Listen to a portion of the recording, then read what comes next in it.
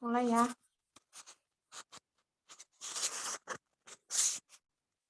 Assalamualaikum warahmatullahi wabarakatuh. Selamat siang Ibu Nur Rahmawati dan teman-teman sekalian. Saya Ella Yulsila sebagai moderator 1. Dan saya Yin Oktaviani sebagai moderator 2. Kami dari kelompok 2 akan mempresentasikan hasil diskusi kami tentang sistem reproduksi wanita eksterna.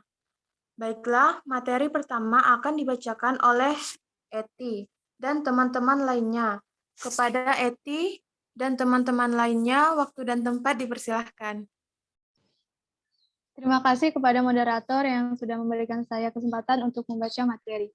Langsung saja saya akan bahas poin pembahasan.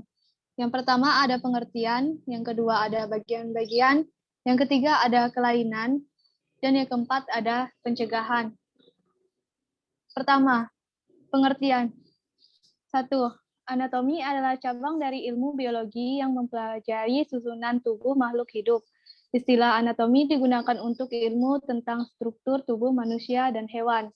Sementara struktur tumbuhan dipelajari dalam anatomi tumbuhan. 2. Fisiologi adalah salah satu dari cabang-cabang biologi yang mempelajari berlangsungnya sistem kehidupan. Fisiologi bertujuan untuk mempelajari fungsi fisika dan kimia dari biomolekul, sel, jaringan, organ, sistem organ, dan organisme secara keseluruhan.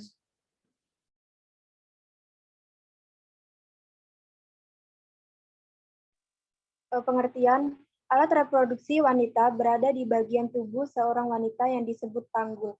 Secara otonomi, reproduksi wanita dibagi menjadi dua bagian, yaitu bagian yang terlihat dari luar atau genitalia eksternal, dan bagian yang berada di dalam panggul atau genitalia internal. Bagian-bagian alat reproduksi bagian luar wanita yang pertama adalah labia majora, merupakan bibir besar karena fungsinya melindungi organ luar lainnya. Pada masa puber, area kulit di labia majora akan tumbuh bulu atau rambut yang juga mengandung kelenjar penghasil minyak. Lalu yang kedua adalah labia minora. Bibir kecil merupakan alat reproduksi wanita yang mempunyai berbagai ukuran. Letaknya tepat di dalam labia majora, mengelilingi bukaan ke vagina dan uretra atau saluran pembawa urin. Kulitnya sangat halus dan mudah teriritasi dan bengkak. Lalu yang ketiga ada kelenjar Bartholin. Kelenjar ini berada di setiap sisi sebelah lubang vagina dan bisa mengeluarkan sekresi cairan atau lendir untuk melumasi area misfi. Lalu yang keempat ada klitoris. Organ reproduksi wanita yang satu ini merupakan tonjolan kecil dan sensitif. Klitoris ditutupi oleh lipatan kulit disebut sebagai preputium, mirip dengan kulup di ujung penis.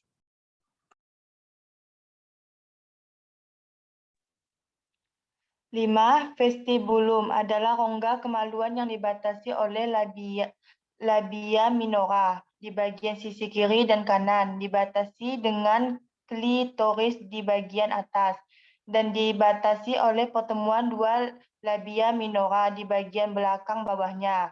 Vestibulum tempatnya bermuaranya uretra atau saluran kencing, dan bermuara vagina atau liang senggama.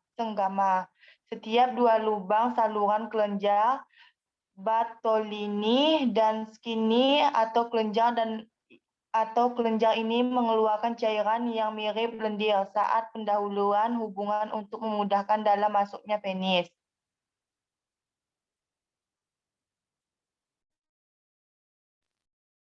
Enam, perineum, yaitu daerah antara tepi bawah vulva dengan tepi depan anus. Batas otot-otot diafragma pelvis atau M. levator, ani M. coccygeneus, dan diafragma urogenitalis, M. perinealis transversus profunda, M. constrictor uretra. Perineal body adalah P. Median M. levator ani antara anus dan vagina. Perineum merenggang pada persalinan kadang perlu dipotong atau episiotomi untuk memperbesar jalannya lahir dan mencegah ruptur. 7. Himen atau yang sering disebut sebagai selaput darah adalah selaput membran tipis yang menutupi lubang vagina. Fungsi dari lapisan ini adalah menyaring kotoran agar tidak masuk dan menginfeksi vagina atau misfi. Himen dapat dengan mudah robek sehingga merupakan salah satu penilaian keperawanan. Normalnya, himen mempunyai satu lubang yang agak besar, berbentuk seperti lingkaran. Himen merupakan tempat dalam keluarnya cairan atau darah di saat menstruasi. Di saat pertama kali berhubungan seks, himen akan robek dan mengeluarkan darah. Setelah melahirkan, hanya tertinggal sisa-sisa himen yang biasa disebut dengan caruncula hymenalis atau caruncula myrtiformis.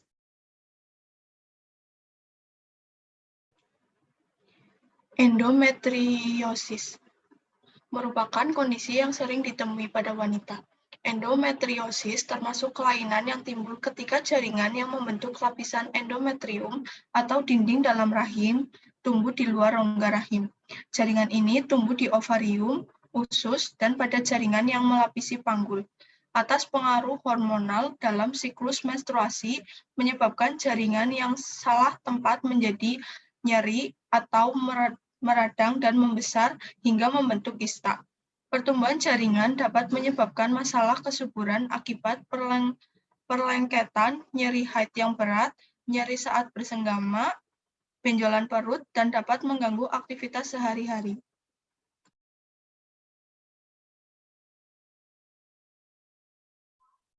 Dismenorrea atau keram menstruasi yang parah merupakan penyakit sistem reproduksi pada wanita yang umumnya terjadi. Dismenorrea akan terjadi ketika masa menstruasi yang ditandai dengan kram atau nyeri di perut bagian bawah.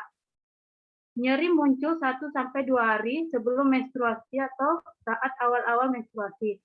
Rasa sakit terasa intens, lemas, pusing, dan sakit kepala. Perut kembung, mual, dan muntah, bahkan bisa sampai diare.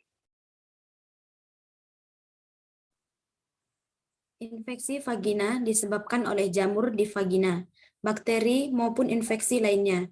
Gejala awal yang timbul dari penyakit ini keputihan dan timbul gatal-gatal.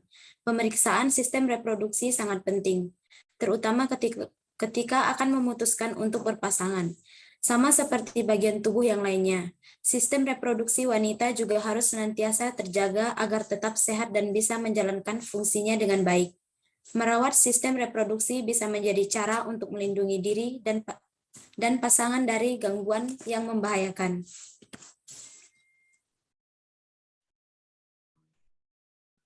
Pencegahan. Menjaga kesehatan labia mayora untuk mencegah masalah yang terjadi pada labia mayora.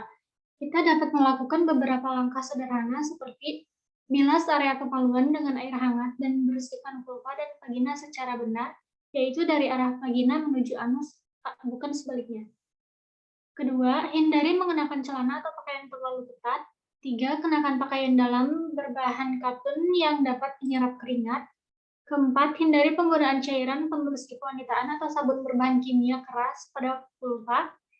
5, hindari penggunaan pembalut yang mengandung pewangi. Jangan menggaruk daerah vulva atau labia mayora, karena dapat menyebabkan luka dan infeksi lebih lanjut. Masalah di labia mayora tidak boleh dianggap remeh. Jika tidak ditangani, gangguan pada bagian organ intim ini dapat menyebabkan gangguan di bagian lain sistem reproduksi wanita. Oleh karena itu, Anda perlu menjaga kebersihan dan kesehatan bibir vagina dengan cara-cara di atas. Berikut adalah daftar pustaka dari materi yang kami ambil. Saya serahkan kepada moderator. Baik, terima kasih kepada teman-teman semua yang sudah menyampaikan materinya dari hasil presentasi kelompok kami. Sekian presentasi dari kelompok 2. Apabila ada kurang lebihnya, kami minta maaf. Wassalamualaikum warahmatullahi wabarakatuh.